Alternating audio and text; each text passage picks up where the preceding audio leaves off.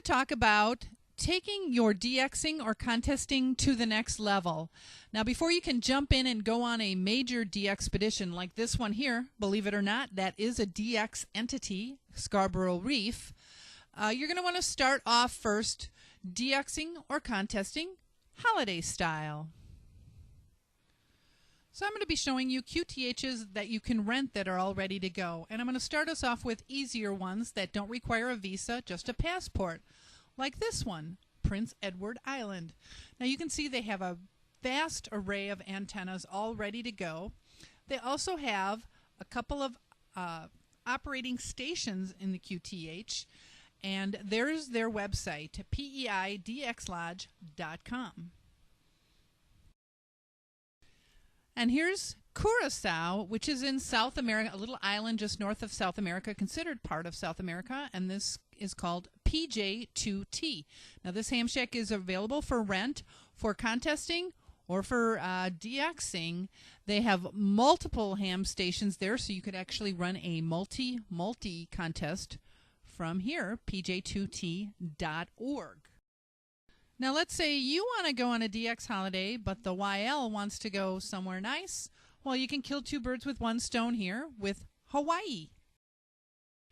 This is the Lailani Bed and Breakfast located on the big island of Hawaii. Perhaps you want to set your sights on something a little more rare? Well, you could go to Senegal, which is in Western Africa, which is currently declared Ebola-free.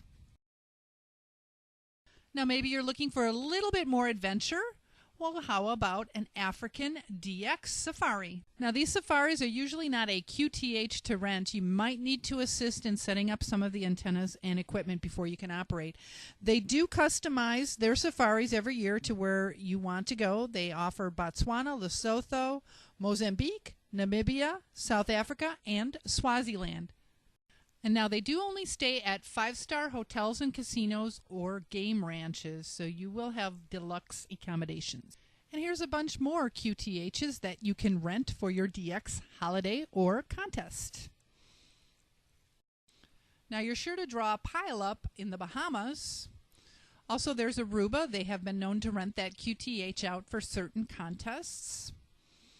Or how about Bermuda? Get a nice pile-up there. And Costa Rica, and Greece. Or how about Turks and Caicos? There's so many places you can rent from. Now a lot of what I'm showing you, I pulled off a couple of websites, but bear in mind they did not keep them up to date. But all of these actually do have active websites, which hopefully means it's an active QTH rental. But here are the websites I pulled from. Now you can go here and do a little research for yourself because there's a lot more QTHs out there that you can rent, and they are listed on these sites right here. All right, you found that perfect ham shack to rent. What next? You're going to want to work on getting your license. First, you want to find out if the country you're going to participates in SEPT. If they do, then you can operate using your call sign with the country code prefix. Also, the ham shack you're renting, those people are a great source to get your help in getting licensed as well. And if you are going to Canada, you don't need to worry about it at all. So what is SEPT? It's the European Conference of Postal and Telecommunications Administration. So if you do operate under a SEPT agreement, you'll need to bring your original U.S. license, proof of citizenship, which is your passport, and a copy of the FCC's public notice in English, French, and German. Now this whole licensing thing can be pretty complicated, so if you have any more questions, the ARRL website is an excellent resource for getting your license.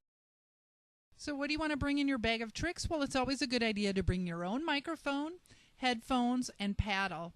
Now, if you have a laptop, that's a great idea to bring as well, so you can do your electronic logging from that. Also, a couple copies of your FCC license, some kind of headlamp or flashlight in case you need to do any midnight antenna work, and of course some spare batteries. And bug spray and sunscreen is always a great idea. Now, if you plan to bring your own radio, it's always best to put it in your carry-on.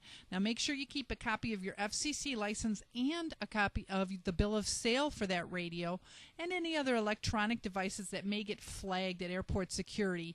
Keep it with the radio in your carry-on. And if you did obtain a foreign license, put a copy of that in there as well. And last but not least, go explore, DX, and have fun. And we'll see you in the pile-ups.